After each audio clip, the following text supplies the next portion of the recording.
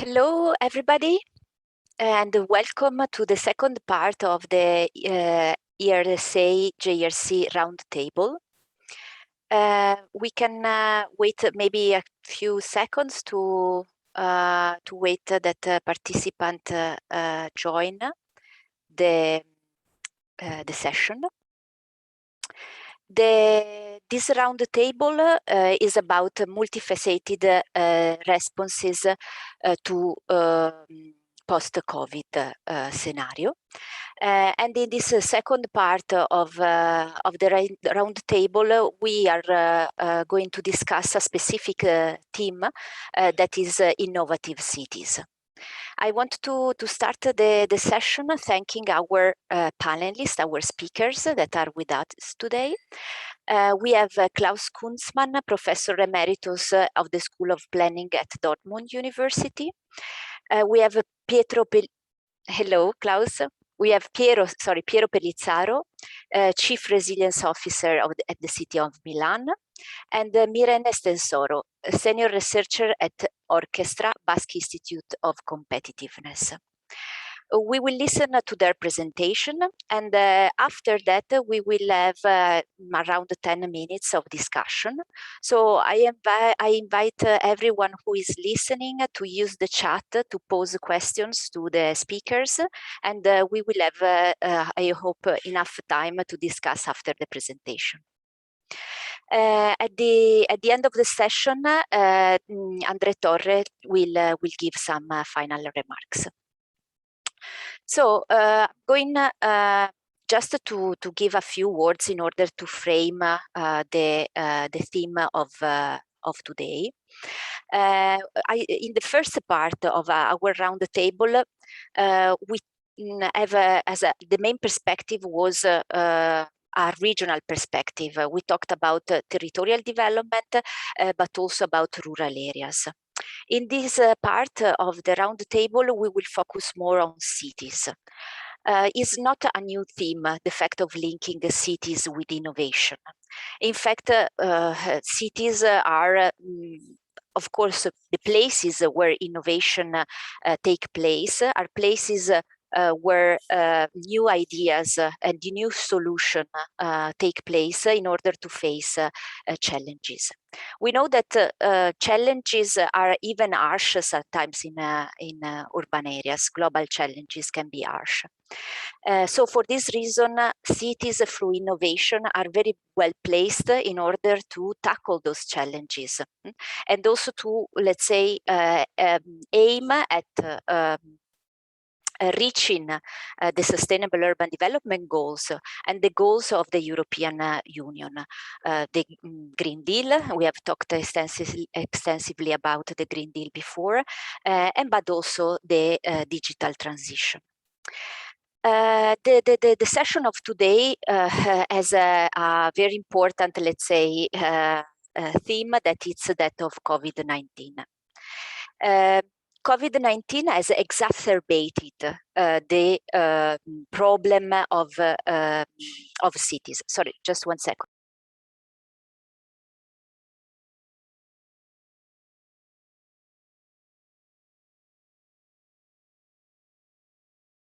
Excuse me, I had a problem with my headset. So I was saying COVID-19 exacerbated some of the problems that happen in urban areas. During the lockdown, for example, we saw some of those problems in a more harsh way. Environmental pollution, environmental vulnerability, but also how the pandemic hit some vulnerable categories of dwellers, like migrants or homeless, for example. And also the importance to access safe and secure public spaces in the cities, okay? So for this reason, we can say that these problems were already existing also before, but the pandemic in a way has made more urgent the response to those problems and also put those problems at the center of the public debate, making a policymaker more, let's say, acknowledging those issues. So for this reason, we can some cities and some local authorities have started strategies in order to respond to those challenges. In a way, we can also see the positive side of COVID-19, because it seems that it has also accelerated the process of change and transition. In fact, we can see kind of a window of opportunity now for cities. For example, if we think about the investment and the funding that will be available for cities in the in this period and in the next few years. Already during the programming period 2014-2020, the European Union invested 115 billions of European structural investment funds for cities. And in particular, 17 billions of the European Regional Development Fund has been directly managed by cities in order to develop strategies of sustainable urban development. In the current programming period, 2021-2027, the European Union have even reinforced the urban dimension of the cohesion policy. And 8% of the ERDF will be invested, at least 8% will be used by cities in order to develop sustainable urban development strategy. Moreover, everyone knows that the recovery and the resilient facility is another window of opportunity, especially because some member states will use those funds in order to implement their respective urban agendas. At the same time, is still open the question on how to make an effective use of those resources. Of course, main cities are probably already ready to use those funds, but there are issues, challenges in terms of capacity, in terms of methodology, and in terms of know-how in order to use all those resources. In fact, the Joint Research Center, his mission is precisely to provide scientific advice and support for the development of policy, EU policy, also in themes also related to urban development and innovation. My colleague Martina in the first part of this roundtable mentioned the work that the JRC has done for example, smart specialization. But we have developed also a series of researches and support more specific to urban development. So for example, just I mentioned a few recent reports like The Future of Cities, the Handbook for Sustainable Development Goals, Voluntary Local Reviews, and also the Handbook of Sustainable Urban Development Strategies. The idea in general is that for the JRC to work in the science policy interface. And in fact, also this round table is in this works in this sense, because among our speakers we have precisely representative of the science policy interface, and I hope that during their presentation they will stress this important linkage. So I'm going to start the discussion now, to go into the core of the discussion, and I will ask then the presenter to focus on 3 main questions. The first one is what has been the impact of the pandemic on cities and their development? What strategic urban planning can do for the recovery in a post-COVID scenario, let's say, and what role innovation does play in that. So I will give the floor to Klaus Kunzmann to start the discussion.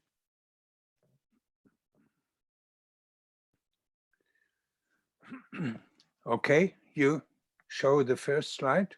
Yes.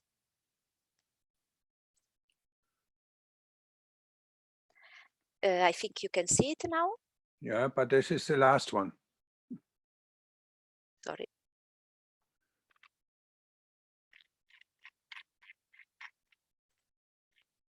Yeah, okay, I will start. COVID-19 is now the zeitgeist theme of everybody. And everybody believes that COVID-19 has had bad effects, but others say it has also good effects. So I will discuss this a little bit in my presentation and will focus on the issue of the smart city. I will also explain what my understanding of the smart city is. I will continue with 8 smart city narratives and which future for the smart city. Next one.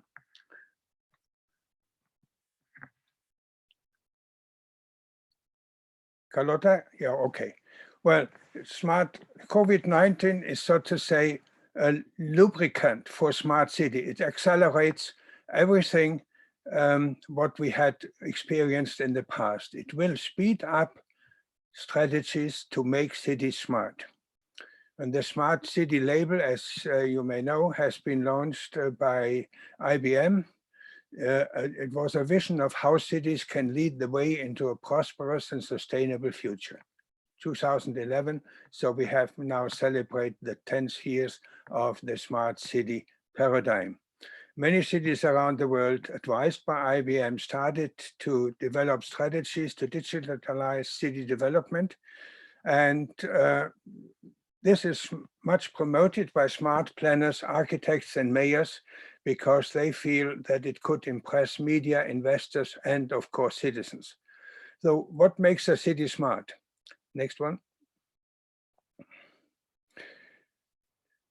First, to digitalize life and work in the city, public infrastructure, a broad spectrum of public services, a control of public spaces, if we like it or not, the communication of citizens with the local administration, at least of those citizens who are able to communicate digital with the administration, and to digitalize public participation, which also has a positive and a negative side. This is very much welcomed by citizens who benefit from the great convenience and security 24 hours a day. It is welcomed by public enterprises that gain more power, more profits, and higher salaries, at least the upper scale of employees, and by private businesses and enterprises of the digital economy. Smart infrastructure certainly contributes to reduce the consumption of resources, water and air. But all this has a darker side too, which is not much mentioned: jobs, privacy, risks, cyber attacks, stress, power. So, but I will not talk about the darker sides today. I will talk about the impact of the COVID on this whole discussion. Next one. You know, international corporations like Frost & Sullivan have shown wonderful images how smart the future city is. Of course, it is always a new city. It is never the old city. The next one.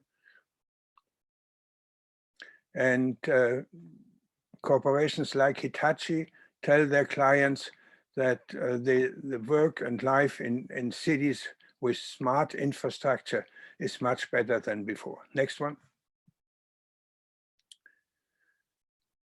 So how smart will cities be after COVID-19? And I will tell the story in 8 sections.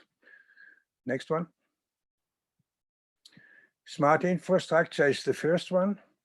Not much affected by COVID-19. It will just go on. The smart operation of urban infrastructure. It went on smoothly during all lockdowns. Post-COVID times will experience a much accelerated use of smart technologies to digitalize urban utilities, expansion of communication infrastructure, reduction of energy and water consumption, management of wastewater, recycling of garbage, and control of polluted air.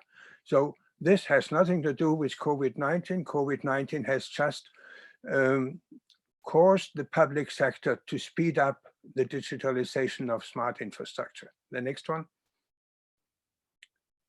Smart inner cities, the big debate in my country, in Germany, and everybody is talking about it. The newspapers are full of it.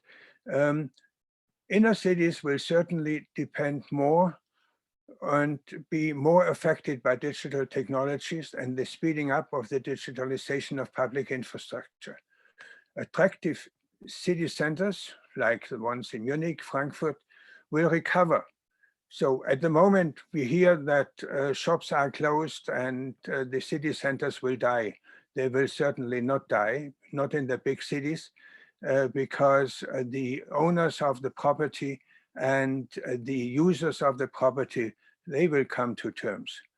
The public sector will bear all the costs for the design and use of video-controlled public spaces and consumer experience worlds.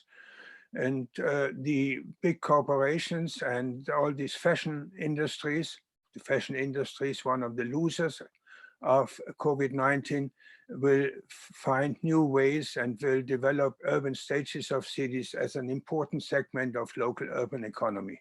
So the entertaining city will continue to be in the inner city.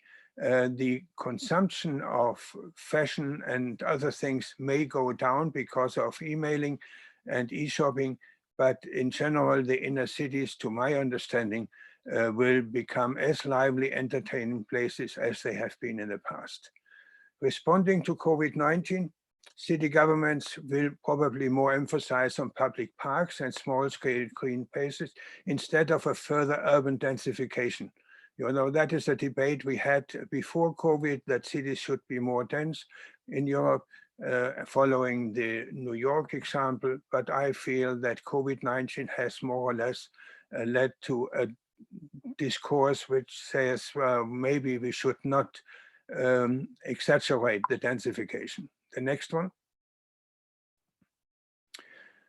One of the big issues was smart office districts, large office buildings in large cities that are not longer needed because of home work, co-working time. And so those who had the chance to work in an office where home office work was accepted, benefited, others did not benefit. So, but COVID-19 will certainly lead to a slowing down of large office buildings in the city. I think that is what property owners and big corporations have realized, and there is not yet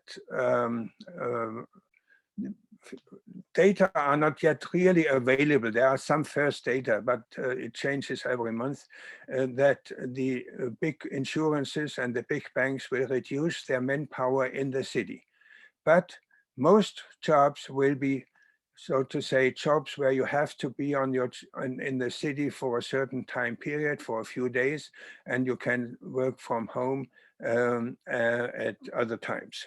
So this is one of the things which may have an impact on inner cities, but architects will find good solutions how to turn offices into luxury apartments in inner cities. I'm not afraid that we have derelict office buildings in inner cities in the future. The next one. Smart mobility, another big thing. COVID-19 has forced citizens to reduce their mobility and stay at home. They used bicycles and their own cars and avoided to use taxis and public transport. Delivery and logistic corporations raised their profits.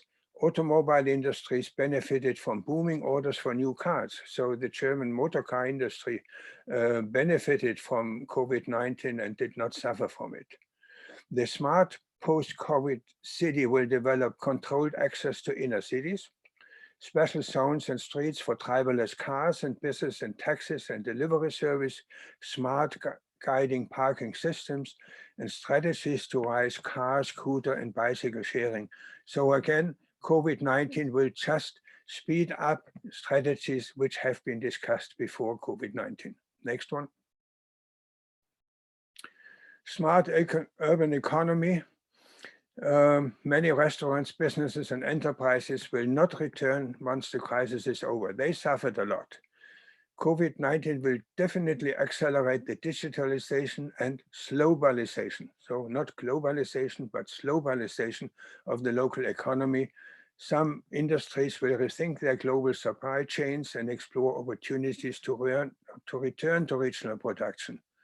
And spearheaded by an increasing trust in intra-regional biological food supply, economic circles, regional economic circles, the circle economy will benefit, and they benefit from the digitalization, but they will also promote a more regional economy. Next one. Lockdowns during COVID-19 have caused theaters, operas, concert halls, museums, and even public-private libraries to close to the public, while in countries where the public sector is very much promoting culture, like Germany, the public sector survived due to taxpayers' money. So they closed their theaters for a year or more, but the taxpayers had to pay for the salaries of the employees, most of it. Private culture-related businesses and institutions suffered from the lockdown, and like many privately run forward and backward linkages, unless they had creative digital competence. Post-COVID-19, we'll see a triumph of digitalized cultural production, new hybrid forms of face-to-face and online cultural events, like they are experimented in labs from the Berlin Philharmonic to others, big actors in the field. But in the end, I expect more privatization of cultural production and services with following the American example. Next one. Smart Healthy City, the big winner of the COVID-19. It has become a bonanza for the health industry. We all know that the health industry has the highest average wages in Europe. Also, it has strong disparities between the doctors and the nurses. In the future of smart city, e-medicine will receive more attention and acceptance. The privatization of health system will stagnate or even partly cancelled. So that is still an open question. Smart devices controlling the greenwashing of buildings and urban agriculture will change building technologies. Hence, COVID-19 will make city environments a little bit more healthy. Next one. Smart city tourism. Tourist cities will recover quickly after COVID-19. Also, they are complaining tremendously, like TUI or the airplanes, but large tourism companies will continue, and they will have no problems in the future to find the clients and to promote tourism industries to cities, to Amsterdam, to Milan, or to Venice. But many small and medium-sized businesses may not survive. City tourists strolling around with their app-powered smartphones will be monitored by smart cities and smart cameras, guided by smart books which tell them where to go. Their data will be carefully compiled by city marketing agencies, powerful tourism players, to develop even better software targeting selected user groups. So COVID-19 again will speed up developments, innovative developments in the tourism industry. And as in all these areas, you have winners and losers. The next one. So which future for the smart city? I feel cities will not change much. So life and work in the city will be more digitalized thereafter. Elderly people will have difficulties, young people have no difficulties at all. Citizens, industries, and businesses will be forced to raise their digital competence. Like when we are using Zoom, we also have to raise our digital competence. The public sector will certainly regain power. Public-owned utilities and corporations will be strengthened and will be able to pay higher salaries and, in fact, be competitive to private industries. Innovative cities will continue to attract qualified labor and will further expand into the region. Less innovative cities will suffer. So the disparities between Innovative, successful cities and other cities will be greater. Cities will become rich resources of data, and access to data will become an even more thriving business.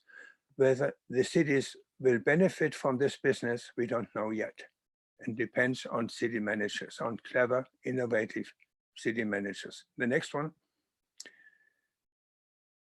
There are winners and losers, as I said.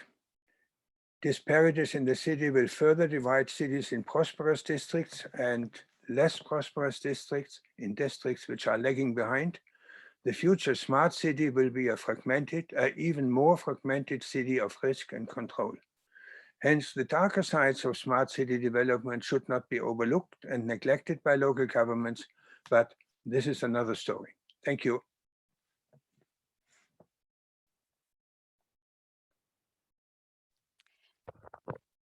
Thank you. Thanks a lot, Klaus, for your presentation. It was very useful because it set the scene and explain, let's say, the theoretical also framework at the core of smart cities through the main building block that build this multifaceted concept. And also you were able to highlight very well the positive side, the bright side, let's say, but also the dark side, the problems. So I encourage the attendees to use the chat if you have a question for Professor Kunzmann. And in the meanwhile, we are going to our second presentation. So I give now the floor to Piero Pellizzaro.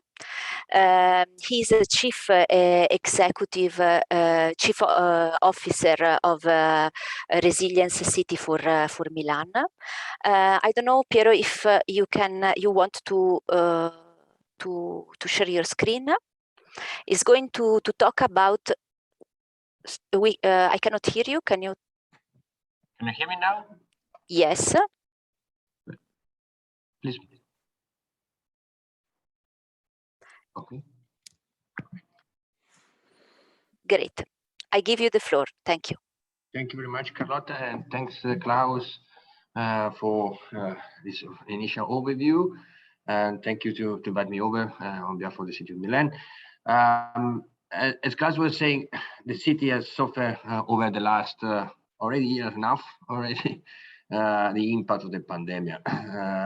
It was a long journey through what was at the beginning supposed to be a shock, and now it's becoming a stress based on the resilience approach to the city.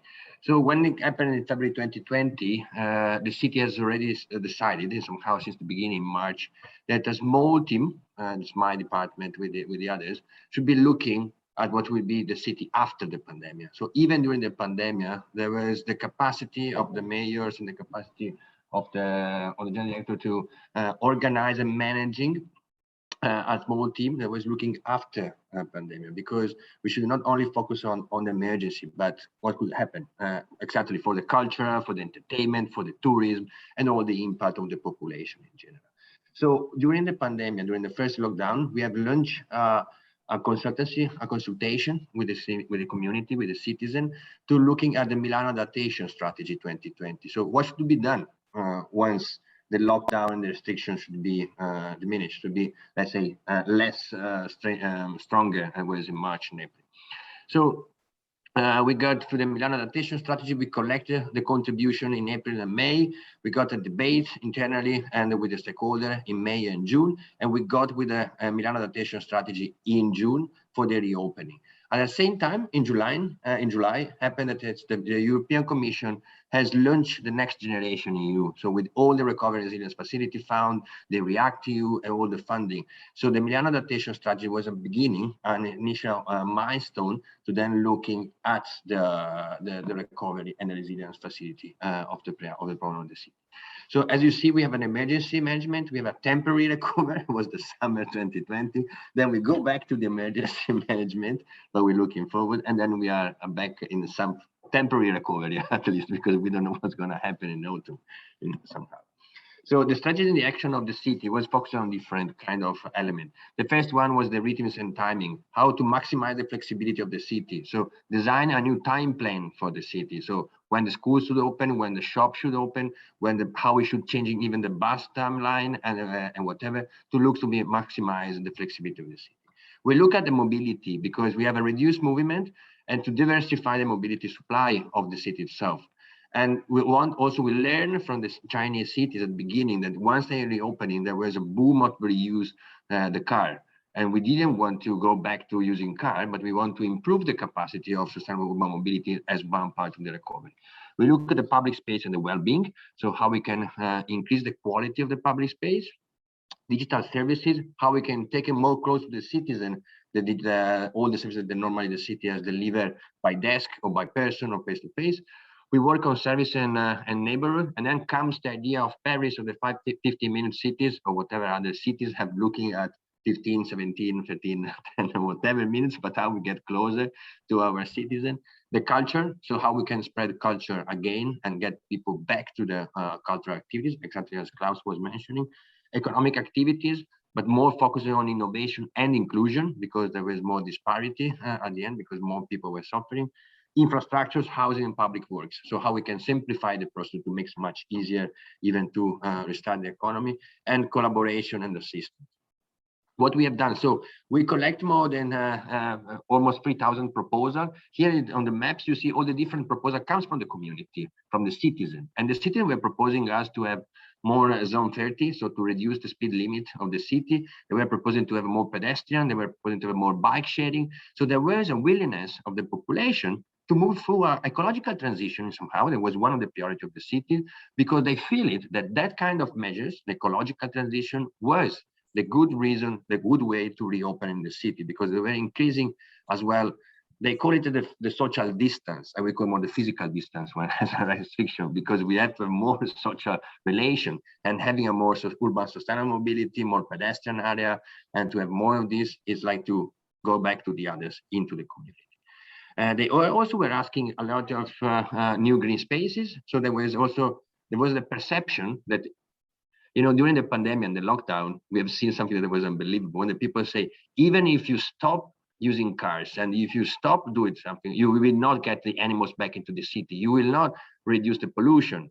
And suddenly the lockdown comes and the animals was back to the city. We have a renaturalization of the city, and we got also the perception that we can do it, what is necessary for climate change and sustainability. And that its measures was exactly what we were looking at.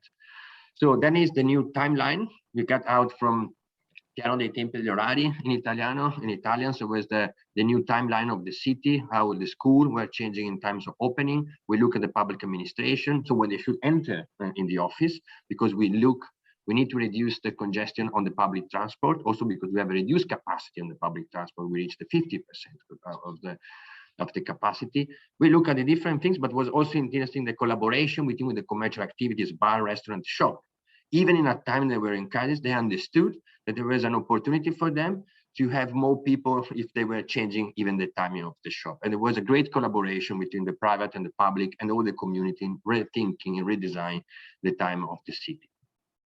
Then we look at one of the solutions. This Strade Aperte project, so the open street, was the temporary bike lines. It was not only Milan, several cities around Europe, around the globe, they're starting to have temporary bike lines to increase the capacity of delivering bike services to the community.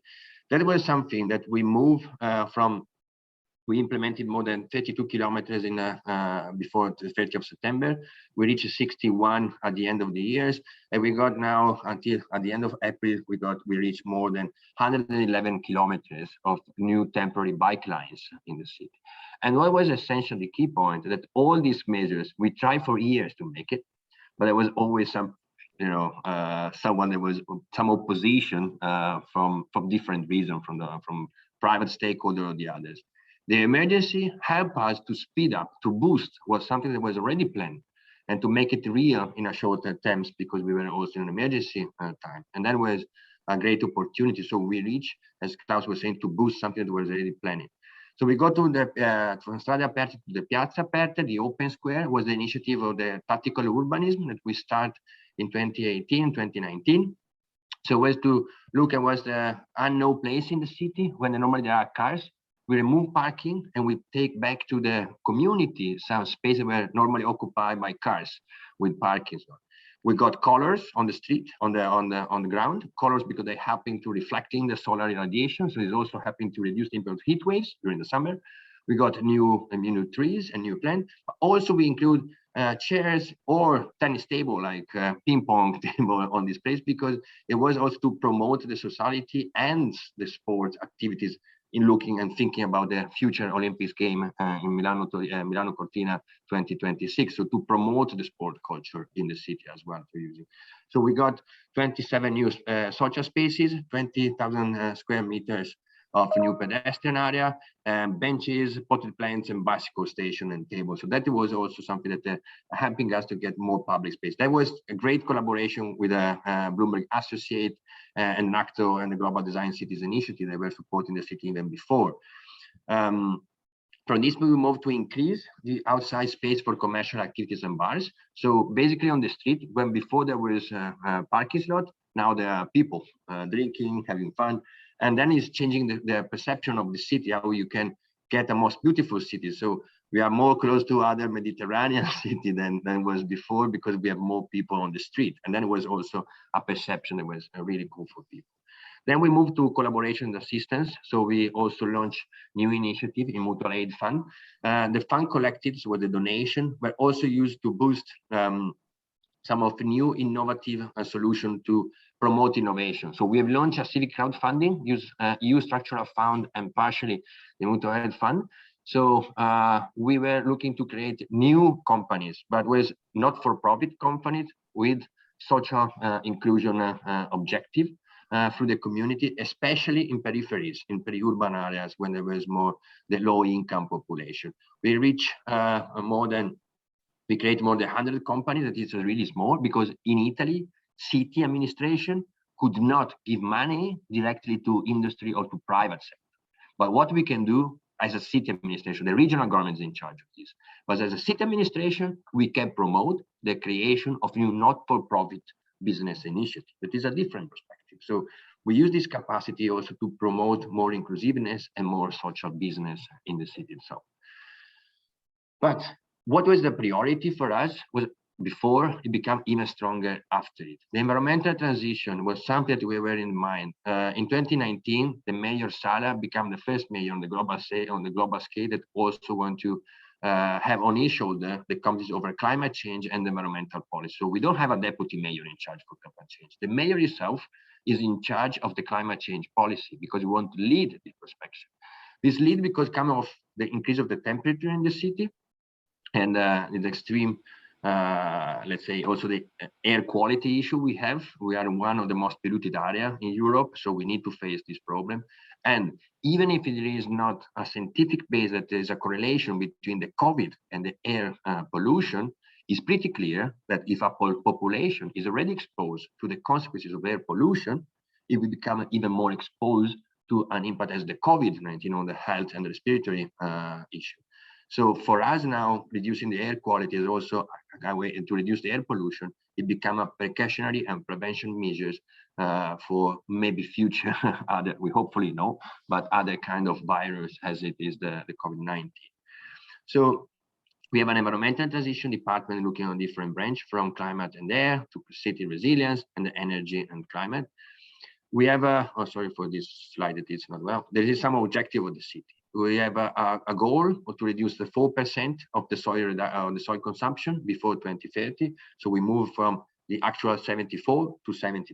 How? We're going to do it 20 new parks, and we need to increase also the agricultural areas of the city. The city of Milan is pretty small. If you compare it, we have 1.4 million inhabitants in 181 square kilometers. If you compare that to Rome, has 3.2 million inhabitants in 1,100 square kilometers. So the comparison between cities is kind of a smaller area. But we are one of the leading cities in waste, but we are not more calling waste. In the new bid for the waste management, we move to the circular economy and we increase the capacity and they reach the goal. We now reach, we are the first cities in Europe over 1 million, that we have a 67% at the moment of separated waste collection is a door-to-door system. We reach 90.8 of glass recycling, 90.2 of aluminium recycling in the city, and we reach more than 65 of organic waste collection. But the goal is to increase it to 75 before 2028. We also aim to become carbon neutral in 2050. We believe that it's more concrete to say that we can reach in 2050 than in 2025, as other cities say, to become carbon neutral, and dependent on the calculation we should make it and how we see the sector. But we also are increasing the number of the public transport. We have a goal of to become a full electric vehicles fleet before 2030. We have launched 2 years ago the biggest ever public bid for electric bus acquisition. We got 240, and we are now moving to reach all the goals before 2030. And we are also the only city that is important for the equity and on the society, that over the last 10 years, we never increased the price of the annual ticket of public transport, and but even more, we reduce for people the price of the annual ticket if they come from outside of the city. So there are different perspectives in these terms. Then it's an important goal. We have now a new air climate plan that was been adopted in December with different kind of targets, but I try to move faster because I think we are a bit late. And we move also to our resilience strategy, and the resilience strategy is based on different subject areas. We have city of water, so how we can improve the use of water. Milan is not suffering from drought or water scarcity, but we have too much water.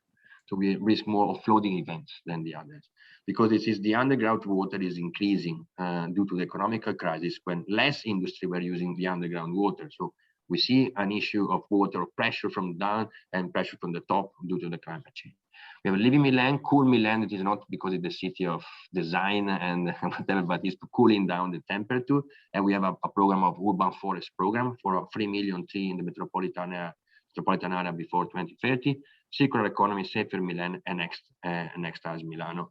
Next as is important because how we gonna start to retrofit all the urban infrastructures that are being now at the end of their life because it's more than 50 years used. No rush, Piero. You have still quite a lot of minutes, so you can you don't have to rush. And then, but still, one of the key measures we have started to do it was to codify what does it mean resilience in the urban planning tools. So in the new master plan of the city, we have introduced the new Article 10, and we have introduced a new indicator, is the climate impact reduction indicators. So we are now looking not only how the new constructions about the retrofitting of the existing areas have an impact of the environment, existing environment, but how this new construction could also contribute to reduce the impact of climate change, how introducing new standards for green roof, for green vertical facade, and for more drainage area around the new building. This is something important because we always see how the infrastructure have an impact on the existing environment. But due to also the legislation in place from the Commission with a revision of the environmental impact assessment that is now mandatory to introduce the climate impact assessment, we need to look how the existing infrastructures can contribute to reduce the impact of climate change in terms of heating and in terms of flooding. Then we have launched a new depavement program, looking at the experience of Rotterdam and other cities around Europe, around the globe, and member of the Resilient Cities Network. They were also very supportive as a C40 over the crisis. And I want to highlight the importance of the international city network during the pandemic in creating linkage and collaboration, and also getting pressure to the national government, because in the main time that the national government are discussing, in the city things happen. So then we need to get a short answer in terms of it. The depavement program is how to remove concrete. It's also a contribution how we can reduce the soil consumption and to renaturalize the city with green issue. This is one of the best intervention we have delivered.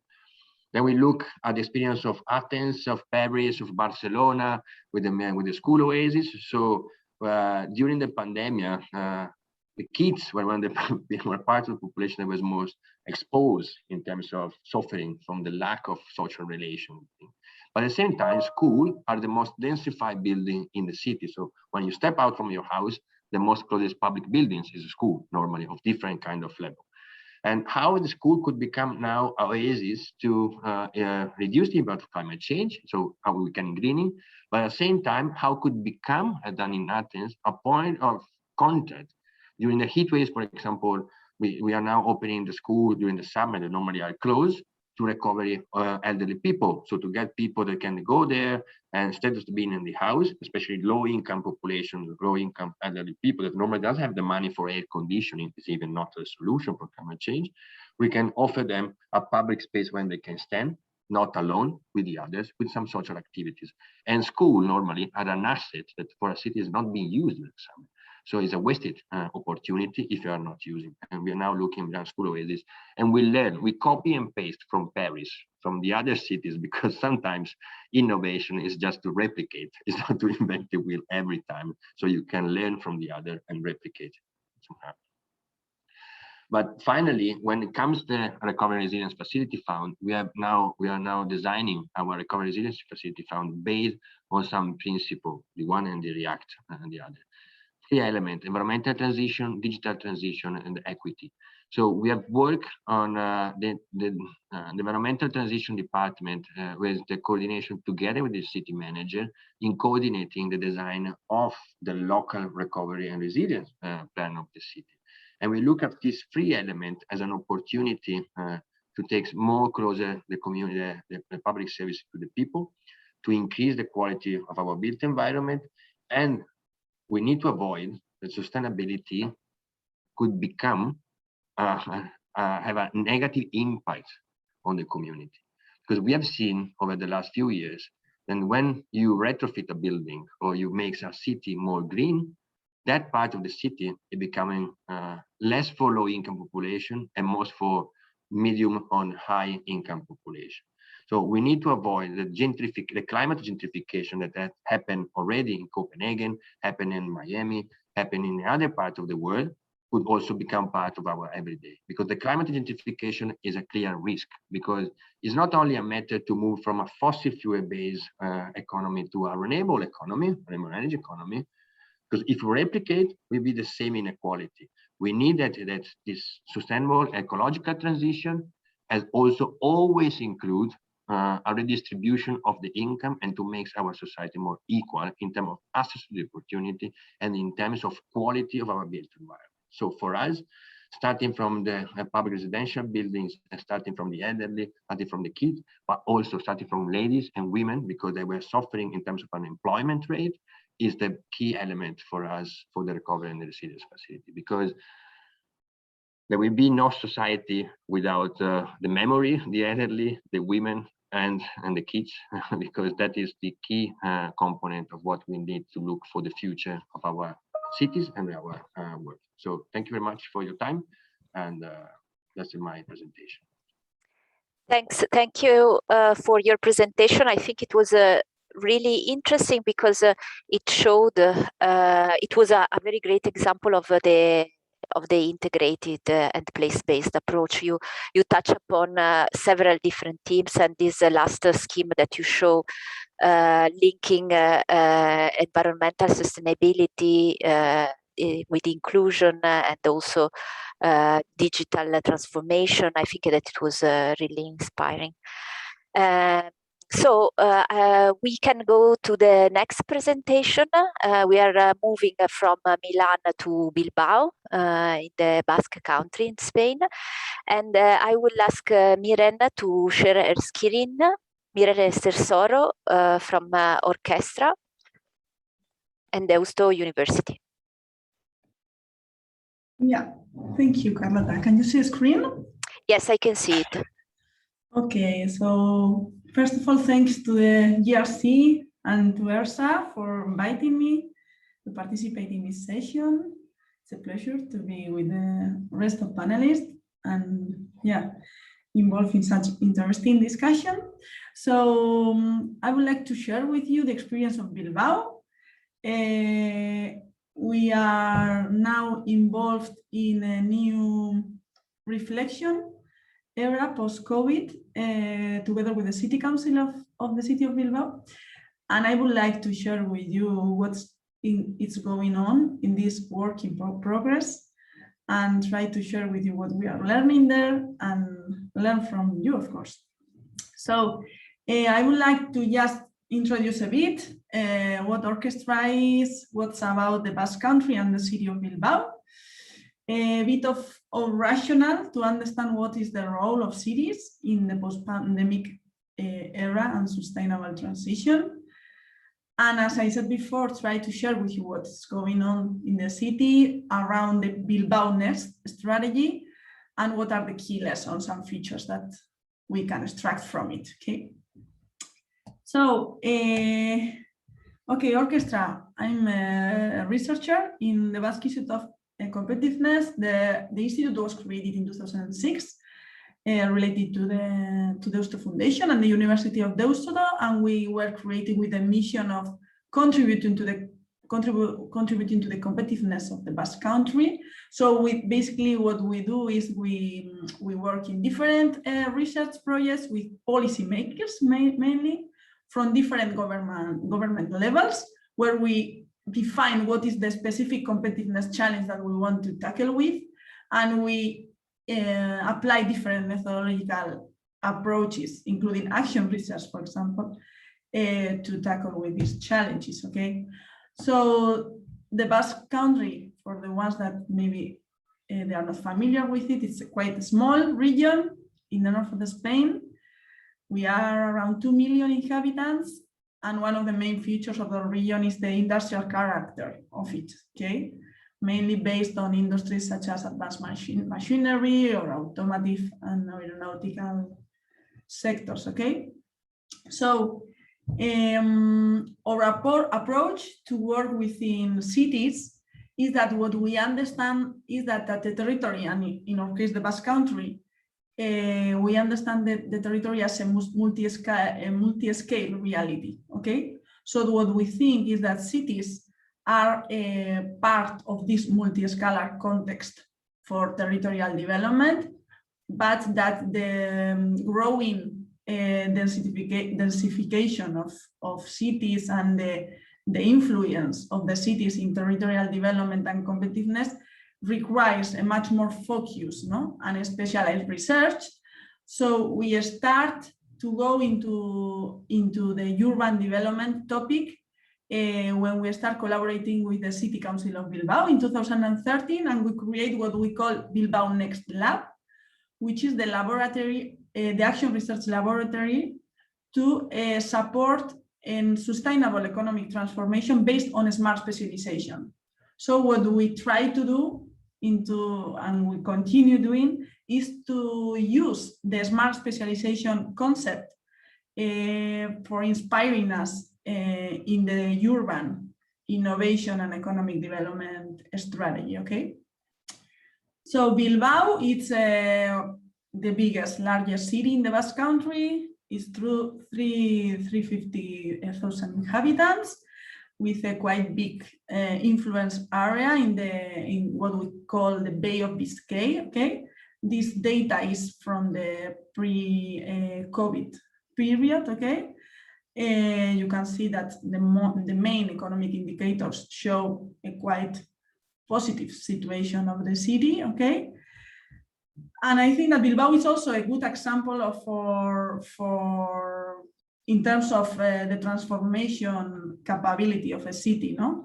Which was very much based on industry, and from the 80s started a mainly physical transformation process with the iconic project of the Guggenheim Museum, no, in the center, but not the only one. But we're also 10 years ago, no, many urban actors, including the city council, recognized that the physical transformation was not enough to support the sustainable growth in the city. And so a new step towards what we call the knowledge economy started, but suddenly, or in between, COVID-19 appeared. And I would like to share with you a figure. It's in Spanish, but I think that you can understand. This graphic shows the result of one of the analyses that we made in the beginning of this year to show which was the impact of the pandemic in the different economic activities of the city, okay?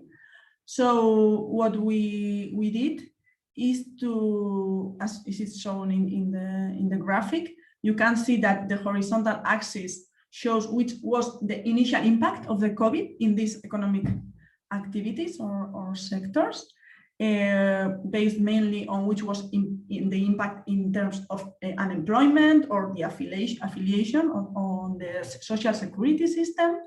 And on the vertical axis, you can see which is the recovery period that is expected for each of these economic activities, okay? So you can clearly see how the, and I didn't say, the color of the balls is about which was the financial and economic vulnerability of the companies that compose these economic activities, and the size has to do with the employment and the number of employees that are included in each of these activities, okay? So the graphic shows how the sectors that are included in the upper right part of the graphic were the ones that mainly suffer the COVID. Of course, it shows that the impact of this pandemic has been very different depending on which is the economic sector. And it also shows that the economic sectors that we can gather in what we call the knowledge intensive business services are the ones that has less suffered the impact of this pandemic, no? The ones that are located in the lower left side of the graphic, such as R&D, informatics, telecommunications, for example, no? So this graphic, we discussed this graphic with policymakers in the City Council of Bilbao, as I said, like it was January this year.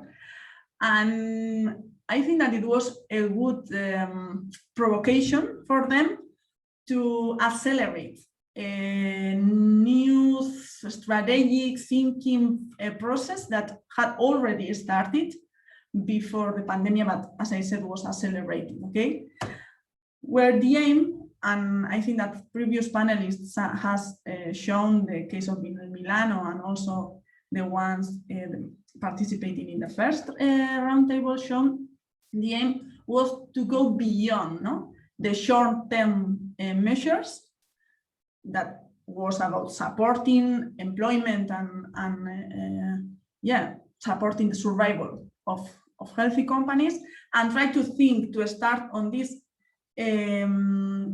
taking into account a more evolutionary approach of resilience, try to think on a vision that really could transform our economic structure in order to tackle with the challenges derived or related to the main transitions, no? And the global changes that are taking place, okay? So this is the challenge. I think that it's important also to share with you which are like the main two theoretical frameworks that we based on to work within the city of Bilbao. Now, the first of all has to do with all the literature related to the urban sustainable transitions, no?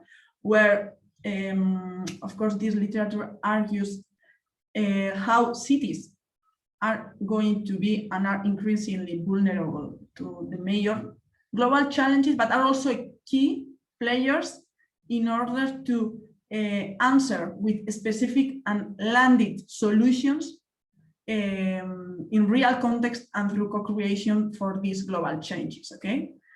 Why? Because the resources, people, the spaces, and the connections are in cities in order to co-construct these solutions. And I think that the second main framework where we have been based during these years in our work with the City Council of Bilbao, that has to do with the smart specialization, and specifically the new S4 Plus approach discussed and presented before by Professor McCann, no? Has many shared points, no? I don't have the time, and I don't think that it's the aim of my presentation to go into this S4+ approach, but I think that it's the smart specialization approach is inspiring very much also for understanding how innovation-led strategies could be glue for urban sustainable transition processes, okay? So what's going on in Bilbao?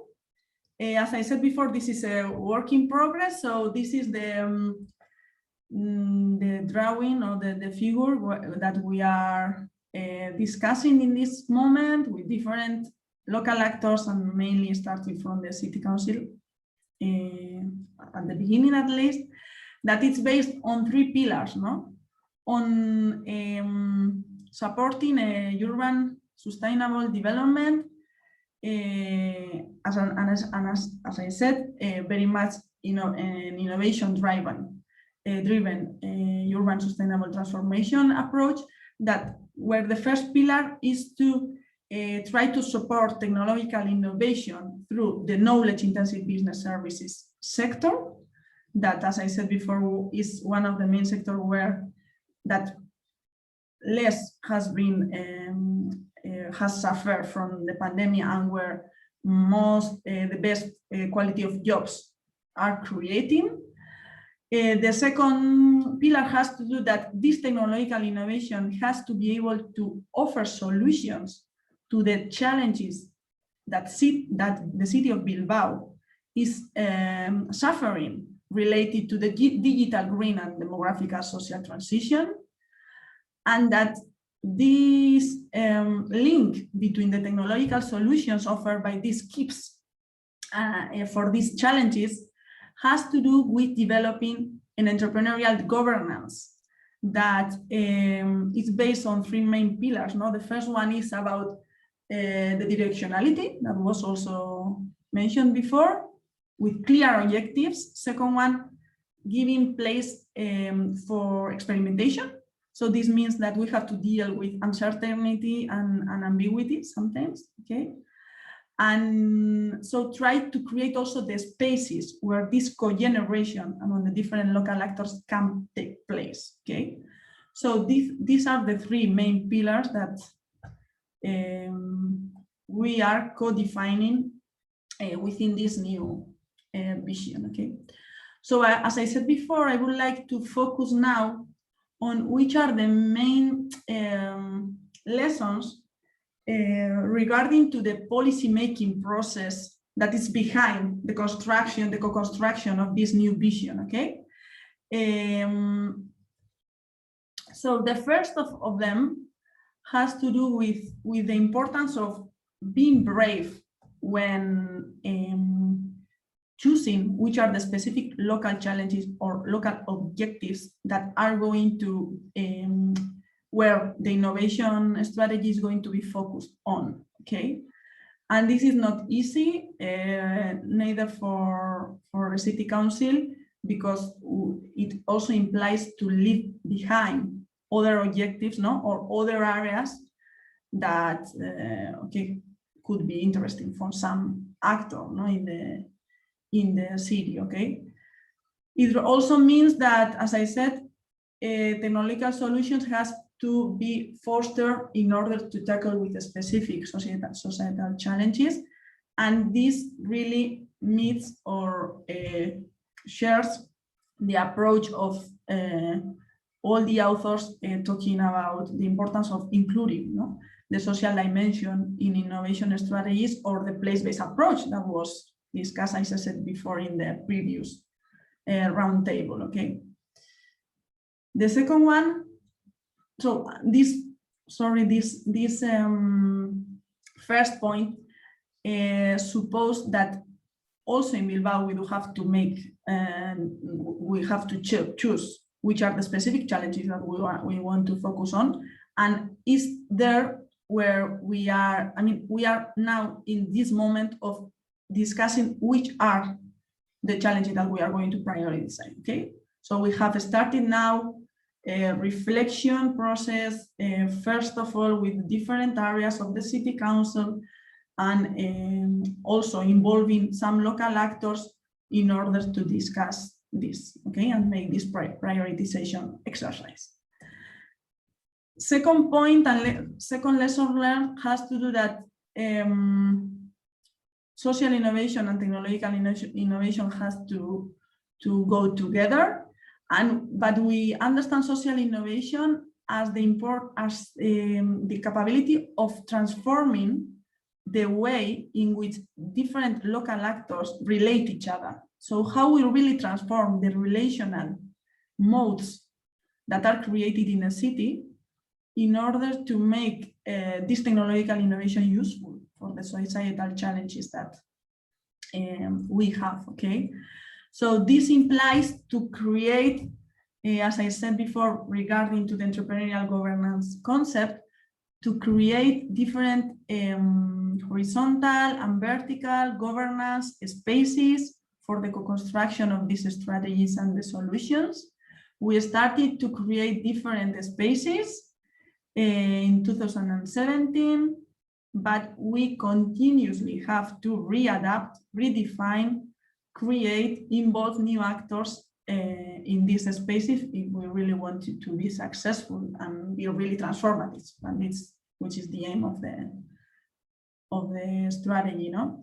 And there are some specific lessons that we gathered in a policy brief written together with Martina Pertoldi from the JRC, that is over there, and also Milan Larrea, my colleague in orchestra, that has to do with which are the pillars, no, for the co-construction of multi-actor and multi-level governance spaces, okay? What we have learned is that these spaces are based very much on, or in order to be successful in these spaces, you really have to face complexity situations where power and conflict are natural situations because different actors have different interests and opinions of which are the challenges, how to solve them, and so on. And there is none of these actors have the authority to tell the rest how to do things. So face complexity means that we have to have plans, but we have to really deal with emergence, okay? Emergence means that we don't have always the capability to predict what is going to be the result of these processes. And this is very difficult to communicate, and mainly for policymakers, okay? So I think that Pierre will understand about this, no? Also that we have to be always also, we have to understand that context specificity is very important. All cities are different. The context of these cities is going to be different, but one of the clue issue in this collaboration and governance spaces has to do with really creating the capability to work together. And this is one of the clue issue there, okay? And this is very much based on reciprocity that has to do with really recognizing what is the role and contribution of each of the actors that are involved in these processes, okay? So these are some of the pillars that we can extract and learn from. The third key point has to do with the capabilities of these facilitators that usually are policymakers, both politicians and also the technical staff of, for example, city councils or agencies that are in charge of facilitating this strategic and of developing this sustainable transition, no? And innovation-led sustainable transition strategies. Our experience in Bilbao is that through different workshops, very much based on action research, together with social researchers, we are developing these capabilities on these policymakers that, and this is the framework and the figure that we use to understand what do we mean, no, by the role of facilitators. What we try to explain here is that urban development usually takes place because different urban actors reflect about what are the challenges for urban development. They make decisions based on these reflections, and they take these decisions into action. But what we don't realize sometimes is that in many cases, there are some actors in the shadow who really are in charge of creating the conditions so that these actors can reflect, decide, and act. So one of the research lines and action lines in Bilbao has to do with creating these facilitation capabilities, no? Very much based on the roles that we define in this right part of the slide, no? That I don't have time to go into each of these roles, no? But what we are trying to do there is to develop these roles with different types of policymakers, both politicians, could be councillors of the different areas of the city council, but also, as I said before, with the technical staff, who are, for example, now in front of the challenge of starting facilitating a living lab when they have never done this before, and they have to now to understand, start to understand the new urban development approach, the new frameworks that are going to inspire the work, the daily work. Okay. Mirena, if you can go towards the conclusion, please. Yeah, I'm finishing now. So the fourth and last point has to do that this experience also shows that we social researchers can have an active role as change agents in these urban development strategies. That means that on the one hand, we can contribute also in the policy making processes, but we can also contribute to the academic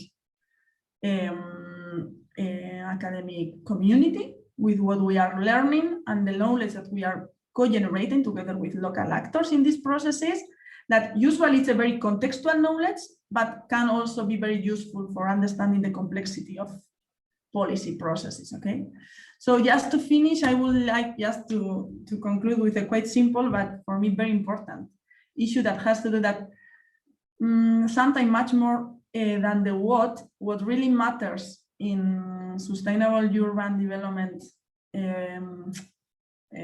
processes is the how, no?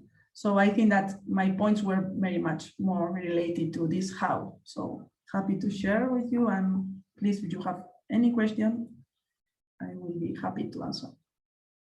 Thank you. Thank you, Mirena. It was a very interesting action research experience that you illustrated, and the lesson learned during this process. I think that were interesting insights that can be also translated to other contexts, especially what you said about governance and the involvement of actors along the vertical and horizontal lines. But let's start a little bit the debate. We have, in fact, one question from the public that I think it was directed to Professor Kunzmann by Purva Yadav, who said, interesting insights. What are your thoughts about cities located in developing country? We in fact talked about European cities, but can we say something also about cities in developing countries? That is very difficult because developing countries are not developing countries. There are some cities in developing countries which are as cities in Europe, and rural areas in developing countries are similar to rural areas in Europe. So the question is about how fast digitalization is going on. And if you talk about Tanzania, it is one thing. If you talk about Dubai, it's another thing. But as I said, the question of what is a developing country makes it very difficult to answer this question. And what we know now is that Western Europe and Europe has benefited from the fight against COVID, but Africa and Latin America don't have the access to the medical knowledge which we have at the moment. So the disparities between developing cities and developed cities will grow further after COVID-19.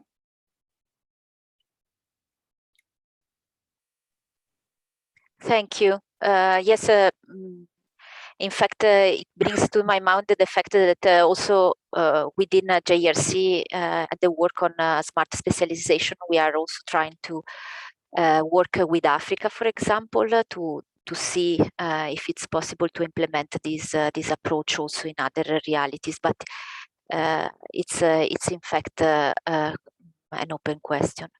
So I have also some questions, and I would like to pose them to all the speakers.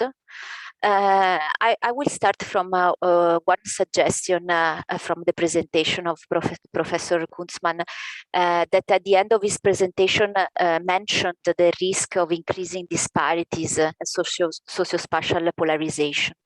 So my question to all the speakers is, are smart cities, innovative cities, inclusive or risk to be increasingly divided? And can innovation in city help to overcome socio-spatial exclusion and polarization?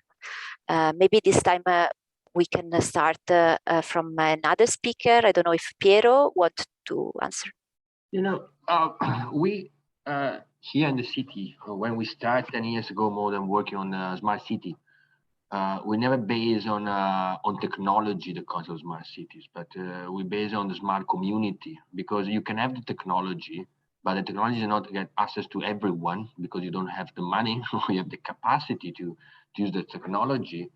Then it's you make differences. You make it not equal society, because technology has a price. Or every technology is open, is accessible to everyone. Otherwise, technology is another way just to improve. So 10 years ago, now is moving. Even electric vehicles was just for few. Even now, electric vehicles is not for everyone. If people, I mean, we are trying to move to more walkable and biking cities and public transport cities. But if you think electric vehicles until a couple of years ago was only for high-income population, not for the low-income population, especially at least in Italy, maybe in the other countries. I speak about West End. So smart city has this risk, but smart city has on its own the same capacity to make the society more equal. Because if we work on a public access to data, and the data has not been used for private purpose or for private purpose, but has been used to better planning the cities, to better increase the know-how. And we use, for example, blockchain to track as well also the health need of the population. So if blockchain is being used not to track crypto value or whatever, but is more used for maybe health agency or for health management, then it becomes something that we can redistribute the income. If blockchain is being used for renewable energy to distribute energy, then is where we come. If we look at the energy community revolution in charge, it is part of the smart grid, because we need to be a smart grid, then is when we take less profit to the big corporation and redistribute the cost, the fixed cost of energy, because then it's a fixed cost, it's not the consumption, because it's more on people to being paid and to reuse this money. So the smart cities, as the resilient cities, has all the capacity and all the definition to become more equal in the most developed country, as Europe or US, but on the other side, as well in the developing countries, because we can avoid to make the same error that we have, the same mistake we have done over the last 50 years when we had all the evolution, the digital evolution in the Northern Hemisphere, let's say. And when this technology has created even more, let's say, less inclusion. If you think about where is the profit now, is like only few big corporations or the majority of the economy, because they get asked technology and data. So this part, smart and resilience, would also be really supportive for the less developing country and less developing cities to make this more possible somehow. Thank you. Milan, please. Yeah, I totally agree with what Piero said. And I would also add another point that is that, for example, I think that is the case of many, at least European cities, that we don't have people, lack of talent. We are competing with each other to attract people, no? So I think that's something that we are trying to do in Bilbao. As I said before, if the aim is to impulse this sector of knowledge-intensive business services, is that we have to train people. And in terms of trying to decrease inequalities, we are, for example, developing a strategy to use vocational training, so as a tool to decrease inequalities, so that to integrate people from vocational training in these advanced services where the conditions, labor conditions are much better than other sectors, okay? So that also the lack of talent in cities can be a clue, motivation to involve, no? Vulnerable communities or people to the labor market, okay? I think that this is just a second point, but the first one is that what Peter said, that for me, smart also means equal. So it's about how we define smart, as Professor Guzman said before. Well, in theory, you are right, but the reality looks a little bit different in cities. I mean, when COVID-19 started in Germany, many kids in school did not have access to a computer. So they did not participate in online learning. So, and others, kids of rich families or well affluent families, of course, had no problems. Kids in poor families had not the help of the parents. Kids in educated families had the help of the parents. So in theory, smart can be available for everybody, but the reality looks different.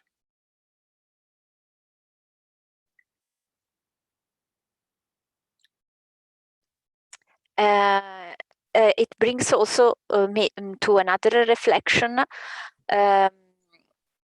The crisis in general. We have witnessed how the crisis have challenged the trust that people have for scientific knowledge, for politics. So how can we build this trust? Do cities and urban policymakers have a role in that? And I'm thinking now also about the example of Bilbao and the effect of co-construction. How can we build trust both in scientific knowledge and policy making processes more transparent and involving people?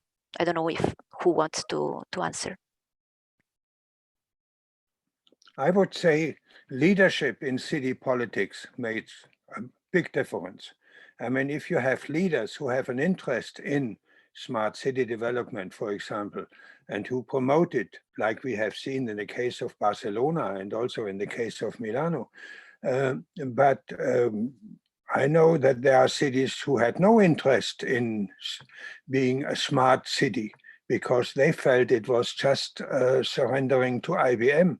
So it makes a difference. Leadership is important in order to innovate. And if you have no leaders who want to innovate, but just want to be leaders because the party had asked them to be the leader, then you have such mayors and you have such mayors. So that makes a big difference. But how can you educate leaders, policy leaders? I think that is a thing the European Commission should think about. Not just distributing money, but because as we all know, if you have the right wording, you get the money from the European Union. Yeah.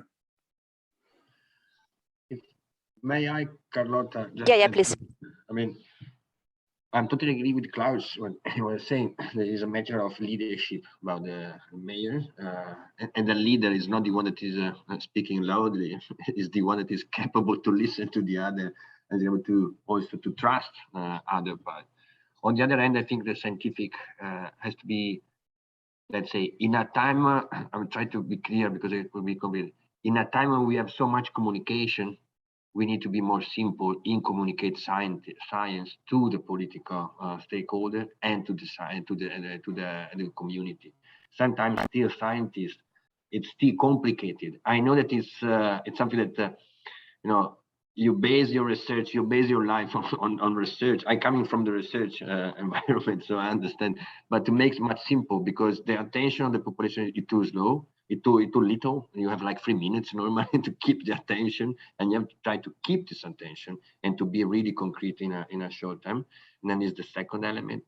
And the other one, I mean, I'm working on climate change since 12 years, right? And then I'm quite disturbing about this conversation we have now about the pandemic, where everyone is becoming a scientist, as like before everyone know what's happening with climate change.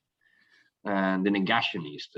I mean, we need to create something, a new legislation that is the commission. I mean, at the end of the last century, in the previous century, there was, I mean, the science could not be commented by the religious power, could not be commented by the institutional comments. We need to find a way when the scientists have their own leadership and are being protected by comments, by other by conversation, that is just neglecting the reality, neglecting the scientists. So we need to find a new way when it is protected, because yes, we need democracy, but we also need to protect the know-how that our scientists are delivering to the older community. Otherwise, we lose one of the biggest power we have, that is the capacity of science that has lead our generation and our world at this stage. That is not everything good, but it's an important evolution of the humanity itself. So we need to find, and I have no clear idea, but we need to protect the scientists from everyone that could comment on social networks, but even from high-level politicians, never quoting, but let's say as some ex-US president, for example. Can I make a comment? We are a little bit very run of time, so I'm sorry. No, yes, we have a time extension until 6, so yes, you can reply. Then Miran quickly, and then we give the word to Andre. Thanks. Yeah, just to add. Just a very short comment. Yeah. Very few scientists are able to talk to people, because their career is linked to their science, not to the people's reception. So what we need is bridge builders between science and people. And unfortunately, our publish or perish system does not allow people in public research institutions to be bridge builders. But this is in principle their function. Okay, so Miran, please.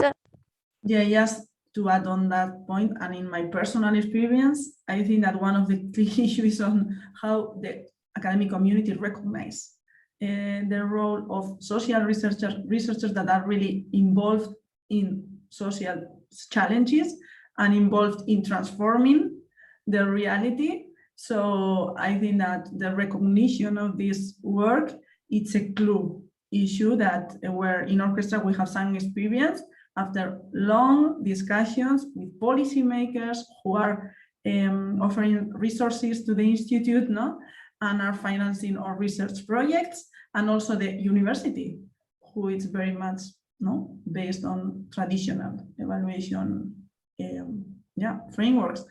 And another issue that I would like to reinforce, that was also in my presentation, is that Piero knows much more than me, maybe, but it's about the role of policymakers. We have to discuss which are the capabilities that they really need to facilitate these new policy-making approaches that we are defining here and discussing, but they are the ones who have to take them into action. So how we are going to build these capabilities? This is what we have, something that for me is a key issue that we have to discuss. And we also, researchers and scientists, have a responsibility on it. So this is point. I think it's a very interesting thing. So we should organize a seminar specific on that. So I will give the word now to André Torre for the conclusion, and thank you very much for the speaker for the very interesting debate that we have just had. Well, thank you very much, Carlotta, and thank you very much to all the speakers during the two slots. I would say, because it was really the speech were really fantastic, were really inspiring. But most of all, I've been very impressed by one thing, which is the convergence of the idea and the convergence of the propositions which have been made by all the presentators. And this convergence is about two main topics. So on the one hand, it's about all the questions of sustainability, like environmental transitions or initiatives in order to cope with global warming and climate change. So this is one field. The other mainstream is about the question, I would say, let's call it inclusion or local governance. So there are also in this respect a lot of policies which are claiming from the involvement of local populations, local stakeholders. And this is very impressive because, in my opinion, it's the start of the new type of mantras, if you want, but it's the start of the very big signals regarding these two fields. So if I come back just a few to the presentations, and then I will go to the main general, to the more particular presentations, we find that everything. So regarding the presentation of Phil McCann around general policies about smart specialization, he has put the stress on the fact that now we have to reverse the way to think smart specialization in order to have smart policies for governance and for inclusion of people. So starting from the middle, we have these two main ideas.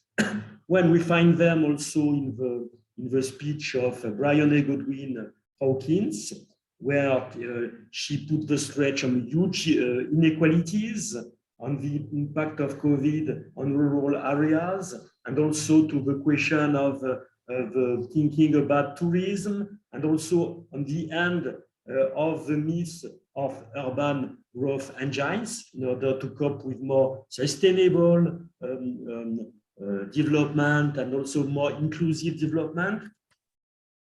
It was also very crucial in the speech of Christina Jokelainen on Lapland, where she put the stress, for example, on the very important topic of circular economy, even if she said that it's once you have to turn to circular economy, once you have to build new engines, more environmental friendly, you also need to have energy in there. You also need to have minerals, all those kind of things.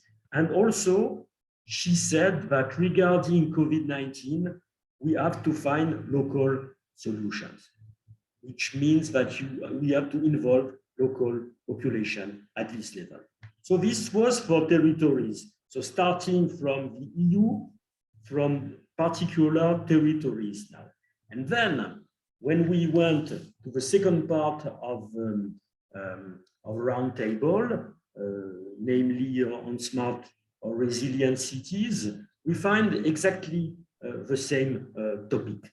So in the presentation of, in the general presentation of Klaus Kunzmann around the smart cities, put the stress on the greening of the cities, of this very important topic. And also he identified the fact that cities will not change that much, but we have to take care of the fact that if we do not really act, those cities will be more fragmented with a lot of disparities between different categories of population in the city. So we have to make a big effort to make them more inclusive, let's say. If I come now with a very impressive example of Milan, which has been stated by Piero Pellizzaro, here we see that there is a huge agenda of various policies to be implemented at the local level, but most of these policies are green and inclusive policies. I will take just two examples. For example, the idea to reduce the weight of cars and to replace them partly by bicycles, which is totally in line with the idea of sustainability and to cope with climate change, which has to be quite important in Milan, hopefully. And also, I will take another example, which is the example of food policies. And those food policies, they involve local people, especially in the schools, in the kindergarten, and so on, to have this involvement of local people there. And then, if I finish with the example put by Miriam Estanzoro on the city of Bilbao in the Basque country, she put the stress on social innovation, well, once again, levels of governance, and green and social transition, entrepreneurial governance. So we find every time these two fields. So just to summarize that, it appears now that if we take all those presentations all together at different multi-level governance level, starting from the European states to the regions, to the territories, and then to the cities, we always find the same two goals. So on the one hand, question regarding sustainability, and it's more complex than the old mantra of sustainable development. It's really more complex than that, including circular economy, including involvement of people, coping and mitigating to climate change and global warming. And on the other hand, that's the idea that it's not possible to reach this goal, without involving local population, even involving not only local enterprise or stakeholders, but also all types of population. And the good example here is there in the cities. Just to finish, when we see these new types of directions, it raises, I think, one question, which is, are those policies really applicable to every type of territories? I will just identify a few territories where there could be some concern. For example, peri-urban areas. Is that really possible to stop to have cars and to have an inclusive development in peri-urban areas? That's a big challenge. Rural areas, it has been pointed in the discussion, and also maybe there's a question of small cities. So are they able to cope with these new policies, which are sometimes very expensive? But I think these open avenues for the future.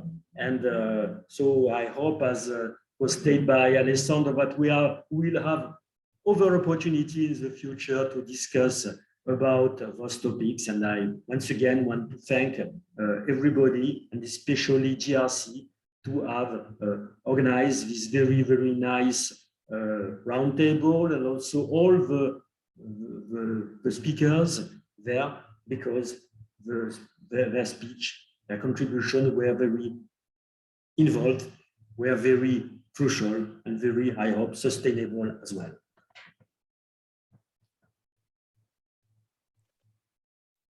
Thank you very much. Goodbye to everyone.